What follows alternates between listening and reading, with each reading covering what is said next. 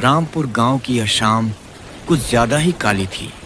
मूसलाधार बारिश ने जैसे पूरे गांव को बंधक बना लिया था। गांव के बाहर भोला काका की चाय की टपरी पर 3 दोस्त विजय, करण और समीर इस बारिश के रुकने का इंतजार कर रहे थे। अरे यार, ये इंद्र देवता आज ही सारा पानी बरसा देंगे क्या? शाम से रात होने को आई, पर ये बारिश है कि रुकने का नाम ही नहीं ले रही। हाँ भाई, और अंधेरा भी कितना हो गया है। घर जाना है, लेकिन इतनी तेज बारिश में कैसे निकले? नेटवर्क भी चला गया। बस बैठे रहो और चाय पियो। तभी बारिश से भीगते हुए एक बुजुर्ग आदमी अपने 2 छोटे नाती नातिन के साथ टपरी के नीचे आकर खड़े हो गए। अरे दीनानाथ जी, आप और इतनी बारिश में? आइए आइए, अंदर बैठिए। अरे बेटा, क्या बताएं, ये बच्चे हैं कि मानते ही नहीं। बारिश के रुकने का इंतजार कर रहे थे, पर ये तो बढ़ती ही जा रही है। नाना जी जल्दी चलिए, मेला बंद हो जाएगा। चाचा जी, इतनी बारिश में बच्चों को लेकर कहाँ जा रहे हैं? अरे बेटा, पड़ोस के गांव सोनपुर में जो मेला लगा है वही तो जाना था। ये दोनों सुबह से जिद कर रहे थे, पर अब तो।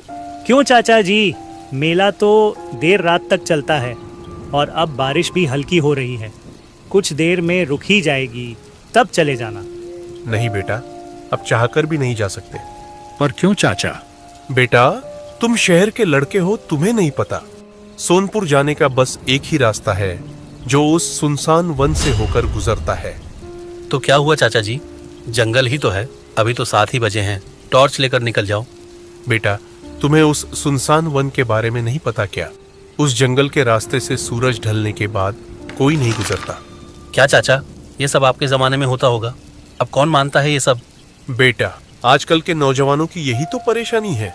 जब तक खुद पर नहीं बीतती, यकीन नहीं करते। उस जंगल में मायावी का वास है। मायावी? हाँ बेटा, दीनानाथ जी ठीक कह रहे हैं। वो कोई आम भूत प्रेत नहीं है, वो एक छलावा है। वो तुम्हारे मन की सबसे गहरी इच्छा को पढ़ लेता है और तुम्हें वही दिखाता है जो तुम देखना चाहते हो। वो तुम्हें भटकाता है, और जो एक बार उस जंगल में भटका वो फिर कभी वापस नहीं लौटा। मेरी बात को मजाक मत समझना, और भूलकर भी सूरज ढलने के बाद उस रास्ते से मत जाना। चलो बच्चों, घर चलते हैं, मेला फिर कभी चलेंगे। पर नाना जी, आज मेले का आखिरी दिन है। जिंदा रहे तो मेले बहुत देख लोगे, चुपचाप घर चलो। दीनानाथ जी गुस्से में बच्चों को खींचते हुए बारिश में निकल गए। उनके जाने के बाद तीनों दोस्तों के बीच एक खामोशी छा गई। यार, ये क्या बकवास है? 21वीं सदी में भी ये सब अंधविश्वास।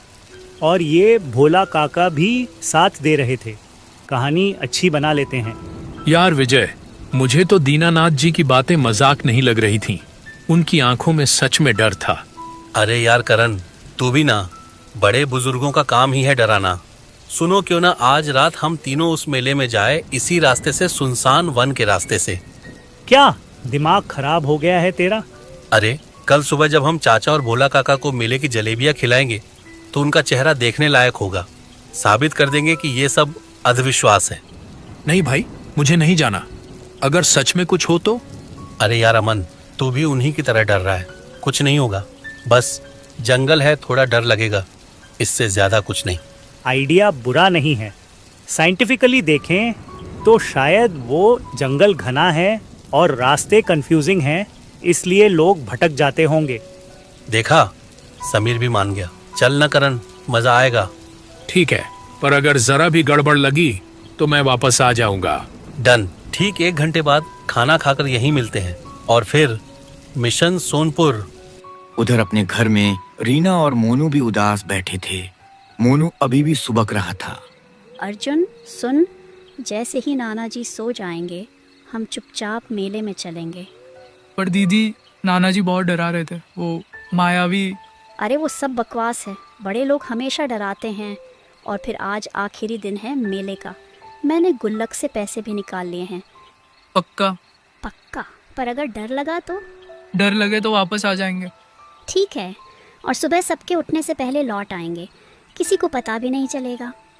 रात के ठीक 9 बजे जब पूरा रामपुर गांव सो रहा था, 2 अलग अलग जगहों से कुछ साये अंधेरे में निकले। एक तरफ थे विजय करण और समीर, और दूसरी तरफ थे रीना और मोनू। दोनों की मंजिल एक ही थी, सोनपुर का मेला, और रास्ता सुनसान वन। रीना और मोनू जंगल के कच्चे रास्ते पर चल रहे थे। दीदी कितना अंधेरा है, मुझे डर लग रहा है। चलो वापस चलते हैं। अरे डर मत, बस ये जंगल पार करते ही मेला आ जाएगा। अरे वो सुन। दूर से आती मेले की धुंधली आवाज, झूले का संगीत, लोगों का शोर। अरे हाँ दीदी, मेले की आवाज, हो रहा मेला। देखा, मैंने कहा था ना, नाना जी बस डरा रहे थे। चलो जल्दी। तभी एक बहुत मीठी औरत की आवाज हवा में गूंजी। आ जाओ बच्चों, इधर है मेला। देखो, सारे खिलौने मुफ्त हैं, सारी मिठाइयाँ मुफ्त हैं। वाह दीदी, मुफ्त में। मोनू आवाज की तरफ भागा। रीना एक पल को ठिठकी पर फिर मोनू के पीछे भागी। मोनू रुको, एक साथ। वो जैसे जैसे आगे बढ़े, मेले का संगीत तेज होता गया, और फिर वो एक वीरान खुली जगह पर खड़े थे। वहां न कोई मेला था, न कोई रोशनी। सामने बस एक विशाल डरावना बरगद का पेड़ खड़ा था। दीदी, मेला कहाँ गया? पेड़ की डालियों से एक खुरदरी डरावनी हंसी की आवाज आई। मोनू भागो। इससे पहले कि वो मुड़ते जमीन से निकलती काली परछाइयों ने दोनों बच्चों के पैर जकड़ लिए। उसी जंगल में दूसरी तरफ तीनों दोस्त चल रहे थे। यार, बहुत डरावना लग रहा है, और ये अजीब अजीब आवाजें। विजय, मुझे लगता है हम रास्ता भटक गए हैं। वो पगडंडी कहीं पीछे छूट गई लगता है। तभी उन्हें अपने सामने एक बड़े से पत्थर पर एक आदमी बैठा दिखा। वो अजीब तरह से मुस्कुरा रहा था। अरे वाह, 3 दोस्त, कहाँ जा रहे हो रात के इस वक्त? हम सोनपुर मेले में जा रहे हैं। आप कौन हैं? मैं इस जंगल का रक्षक हूँ, तुम्हें सही रास्ता बता सकता हूँ। यहाँ बहुत से रास्ते हैं, गलत रास्ते में चले गए तो पूरी रात भटकते रहोगे। वाह, अच्छा हुआ आप मिल गए। बस मेरे पीछे आते जाओ, मैं तुम्हें सबसे छोटा रास्ता दिखाता हूँ। तीनों उसके पीछे चलने लगे। समीर को कुछ गड़बड़ लग रही थी। वैसे गांव के लोग कहते हैं कि रात के समय इस जंगल के रास्ते से कोई आता जाता नहीं है। कुछ भूत प्रेत की बातें बताते हैं। तो क्या आपने नहीं सुनी वो सारी बातें? और आपको डर नहीं लगता? अगर भूत होता तो अब तक वो आपके साथ होता। समीर की नजर उस आदमी के पैरों पर पड़ी। विजय, करण, उसके पैर देखो।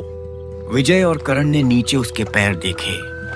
वो आदमी आगे चल रहा था, पर उसके पैर उल्टे थे। भागो विजय! जैसे ही वो चिल्लाया, वो आदमी रुका। उसने अपना सिर पूरा 180 डिग्री घुमाया। उसका चेहरा किसी इंसान का नहीं था। 2 लाल अंगारे जैसी आंखें और एक चीर तक फैला हुआ मुंह। तीनों दोस्त उल्टी दिशा में चीखते हुए भागे। वो भाग रहे थे, पर ऐसा लग रहा था कि जंगल खत्म ही नहीं हो रहा। यार, ये रास्ता, हम यहीं से तो आए थे। हमें गोल गोल घुमा रहा है। तभी उन्हें बच्चों के रोने की आवाज आई। छोड़ दो, हमें जाने दो, हमें घर जाना है। ये तो दीनानाथ चाचा के नाती नातिन की आवाज है। वो भी यहाँ हैं, चलो जल्दी। वो आवाज की तरफ भागे और उसी वीरान बरगद के पेड़ के पास पहुंच गए। उन्होंने देखा कि रीना और मोनू जमीन पर पड़े हैं और पेड़ की जड़ों जैसी काली परछाइयां उन्हें पेड़ के तने की तरफ खींच रही हैं। भैया बचाओ।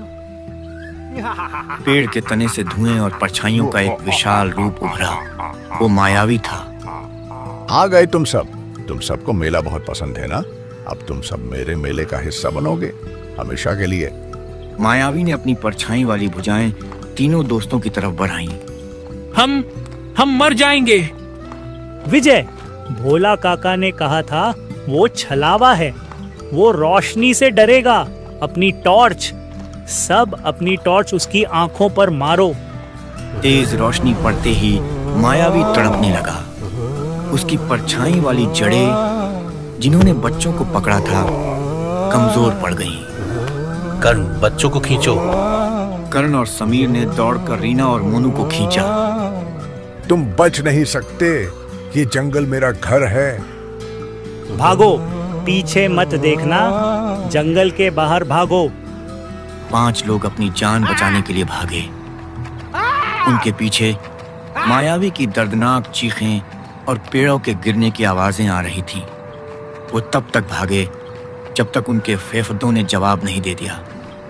जब सुबह की पहली किरण ने आसमान को छुआ, तब जाकर वो 5 जंगल से बाहर रामपुर गांव की सीमा पर आकर गिरे। वो बुरी तरह थके थे, मिट्टी में सने थे और हाँफ रहे थे। वो वापस आएगा विजय, वो हमें नहीं छोड़ेगा। उसने हमारा चेहरा देख लिया है। चुप कर करण, वो जंगल में ही था और हम बाहर हैं। वो हमारा कुछ नहीं बिगाड़ सकता। चलो पहले इन बच्चों को इनके घर छोड़ते हैं। सब दीनानाथ जी के घर की तरफ चल पड़े। दीनानाथ जी रात भर सोए नहीं थे।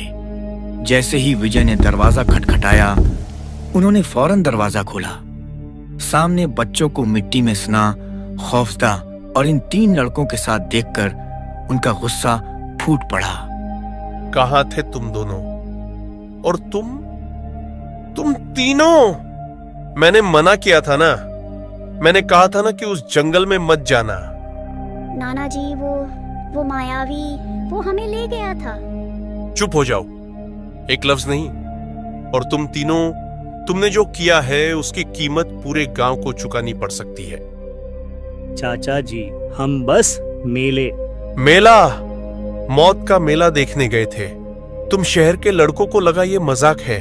वो कोई मामूली भूत नहीं है, वो जंगल का छलावा है। पर चाचा जी, हमने उसे भगा दिया। रोशनी से, टॉर्च की रोशनी से वो जलने लगा था।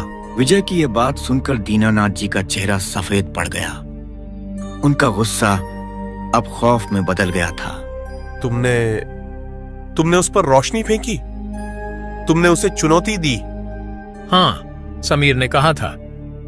सर्वनाश, तुम लोगों ने उसे भगाया नहीं है, तुमने उसे आजाद कर दिया है। वो जंगल की परछाइयों में कैद था, परछाई जो रोशनी से डरती है। पर अब वो उस रोशनी का पीछा करेगा। वो तुमसे बदला लेने जंगल से बाहर जरूर आएगा। तीनों दोस्तों के पैरों तले जमीन खिसक गई। 2 दिन बीत गए। गांव में सब कुछ सामान्य लग रहा था। विजय, कर्ण और समीर ने उस रात की बात किसी को नहीं बताई। उन्हें लगा शायद दीनानाथ जी का डर बस एक वहम था। उस रात कर्ण अपने कमरे में सो रहा था। कर्ण, दरवाजा खोल, मैं हूं विजय। विजय, इतनी रात को क्या हुआ? जल्दी बाहर आ, समीर को कुछ हो गया है, हमें जल्दी चलना होगा। कर्ण घबरा कर उठा और जैसे ही उसने दरवाजा खोला, बाहर कोई नहीं था, बस घना अंधेरा। विजय, कहाँ है तू? कर्ण पलटा। उसके अपने ही कमरे के अंधेरे कोने में 2 लाल आंखें उसे घूर रही थीं।